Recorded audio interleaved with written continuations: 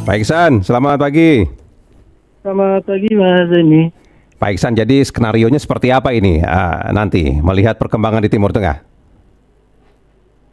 Kaitan dengan skenario perkembangan eskalasi, memantau eskalasi di Timur Tengah dari kawasan. Memang kita kemarin bersama DPR sudah membahas beberapa skenario berkaitan dengan apa yang perlu kita siapkan, termasuk berkaitan dengan apakah itu berkaitan dengan teknis penerbangan maupun skenario secara umum berkaitan dengan penyelenggaraan itu sendiri. Apakah pemberangkatan jamaah, bahkan ada poin-poin berkaitan dengan mitigasi dalam penyelenggaraan haji 1447 Hijriah ini. Ya. Jadi ada seperti mungkin pengaturan rute penerbangan begitu ya Pak Iksan, kalau memang situasinya masih belum mereda atau seperti apa itu? Termasuk berkaitan dengan mitigasi jalur udara ataupun penerbangan.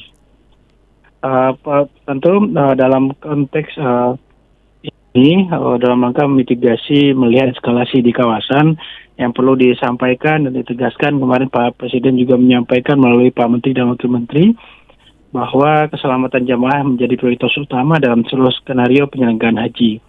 Ada beberapa langkah mitigasi yang telah disiapkan, mulai mitigasi jalur udara misalnya, tadi menyiapkan opsi pengalihan rute penerbangan misalnya melalui menjauhi zona-zona konflik, misalnya seperti wilayah-wilayah di kawasan Timur Tengah misalnya. Termasuk kemarin juga dimention misalnya salah satu skenario rute yang disiapkan misalnya di jalur selatan, jalur Samudra India dan masuk melalui ruang udara di Afrika Timur atau jalur aman lainnya. Nah, tentu pemerintah juga terus melakukan koordinasi intensif dengan kementerian terkait, Kementerian Perhubungan, Kementerian Luar Negeri pastinya, juga komunikasi intensif dengan otoritas Arab Saudi, Mas Zain. Ya, tapi jika opsi pengalihan rute itu apakah juga sempat dibicarakan mengenai dampaknya seperti kenaikan untuk biaya transportasi begitu Pak menuju ke Tanah Suci? Betul, memang perubahan rute memang berpotensi akan menambah itu kaitan dengan jarak maupun waktu tempuh penerbangan dan juga kaitan dengan biaya. Namun yang perlu kami sampaikan, saat ini belum ada keputusan terkait pembebanan biaya tambahan kepada jamaah. Tentu pembahasannya, Mas. Tentu kita akan melakukan penghitungan dan evaluasi terlebih dahulu bersama maskapai dan kementerian terkait mengenai potensi penyesuaian biaya operasional. Tentu itu yang akan terus kita kaji. Prinsipnya tentu pemerintah berupaya agar tidak menambah beban jemaah. Jika ada implikasi biaya, maka akan dibahas melalui mekanisme pembiayaan haji yang berlaku sesuai undang-undang bersama dengan BPKH dan DPR RI. Ya, tapi apakah ada juga sampai pada opsi terburuk lah, pembatalan keberangkatan atau penundaan begitu, Pak Iksan? Berkaitan dengan itu, memang kita saat ini perlu kita juga terus mempersiapkan berbagai mitigasi termasuk kemungkinan yang disampaikan Mas Zaini, karena memang kalau kita bicara soal persiapan saat ini sudah mencapai sekitar 95%. Bahkan komunikasi dengan otoritas Arab Saudi, kondisi di wilayah Mekah, Madinah, dan Jeddah tetap aman dan kondusif. Dan memang kita sudah menyiapkan berbagai mitigasi atau skenario mitigasi untuk berbagai kemungkinan tersebut. Mulai kemarin ada opsi tetap memberangkatkan jamaah di tengah konflik, ada penundaan pemberangkatan meskipun Arab Saudi tidak menutup tetap membuka proses penyelenggaraan. Bahkan opsi pada tidak memberangkatkan dan Saudi menutup jalur udara ataupun kalau kemarin yang kita melihat misalnya seperti di era COVID-19 Saudi kan menutup akses masuk karena untuk ini.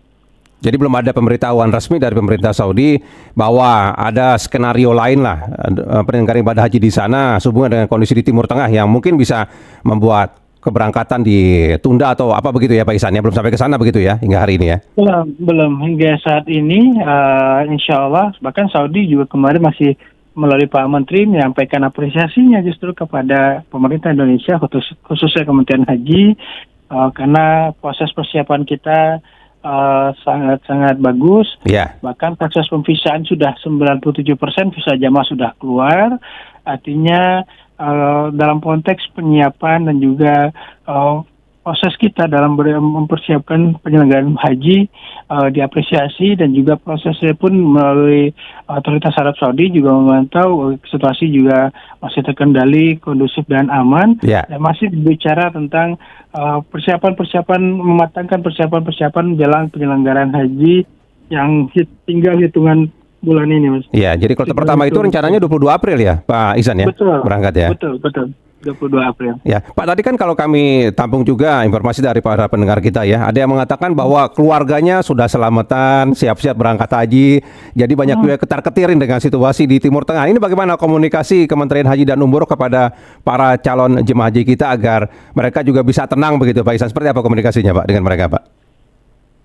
Tentu tadi kami sampaikan kita dari pemerintah tentu memahami bahwa perkembangan konflik di Timur Tengah memang menimbulkan kekhawatiran bagi masyarakat. Namun tadi lagi-lagi kami sampaikan kita terus concern, apalagi pemerintah terus concern dalam persiapan penyelenggaraan haji yang sudah mencapai 95%, dan tadi berdasarkan komunikasi dengan otoritas Arab Saudi, kondisi di wilayah baik itu Mekah, Madinah dan Jeddah tetap aman dan kondusif, dan pemerintah akan terus memantau dan mengupdate situasi secara intensif bersama otoritas Saudi dan lembaga terkait, dan juga sudah menyiapkan berbagai skenario mitigasi, termasuk terkait tadi yang disampaikan apakah itu berkaitan dengan pelayanan jamaah dan koordinasi lintas negara. Untuk itu kami tentu mengimbau pada calon jamaah dan keluarga untuk tetap tenang serta mempercayakan proses penyelenggaraan kepada pemerintah yang terus bekerja memastikan keamanan, kenyamanan dan juga kelancaran ibadah jemaah Indonesia nantinya. Itu yang perlu disampaikan, dan juga kita meminta para jamaah, calon jamaah juga harus mengakses informasi melalui jalur resmi. Ya, jangan mudah termakan dengan hoax begitu ya. Betul. Itu yang terus kita tekankan. Karena memang di situasi saat ini berbagai informasi muncul di publik yang bikin kekhawatiran, rasa tidak tenang bagi calon jamaah. Dan itu terus kita dorong, kita sampaikan. Insya Allah sampai saat ini proses penyelenggaraan, bahkan kemarin bersama Pak Presiden, insya Allah persiapan haji sudah 95%. Dan juga tentu poin paling penting adalah dalam konteks penyelenggaraan ini adalah orientasi kita adalah jamaah, baik berbicara tentang eskalasi maupun penyelenggaraan yang lebih baik, orientasi kita adalah jamaah. Maka berbagai kebijakan harus berangkat dari langkah kehati-hatian, berorientasi pada perlindungan dan keselamatan jamaah, Mas Zaini. Baik, kalau begitu kami nantikan perkembangan dari Kementerian Haji dan Umroh. Terima kasih banyak Pak Ihsan untuk waktunya pagi ini, Pak. Siap, terima kasih. Ya, selamat pagi Pak Ihsan. Selamat pagi.